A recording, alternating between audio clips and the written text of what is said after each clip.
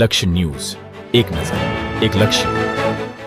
સુરેન્દ્રનગર જિલ્લા પોલીસ વડા તરીકે પ્રેમસુખ ડેલુએ આજથી વિધિવત રીતે એસપી કચેરી ખાતે ચાર્જ સંભાળ્યો. પોલીસ બેન્ડ દ્વારા સલામી આપી નવનિયુક્ત એસપી પ્રેમસુખ ડેલુનું સ્વાગત કરવામાં આવ્યું. લીંબડી, ધ્રાંગધ્રા, સુરેન્દ્રનગર પોલીસ ડિવિઝન સહિત તમામ ડીવાયએસપી, પીઆઈ, પીએસઆઈ સહિતના અધિકારીઓએ નવનિયુક્ત એસપીનું બુકે અને મોમેન્ટો દ્વારા સન્માન કર્યું હતું.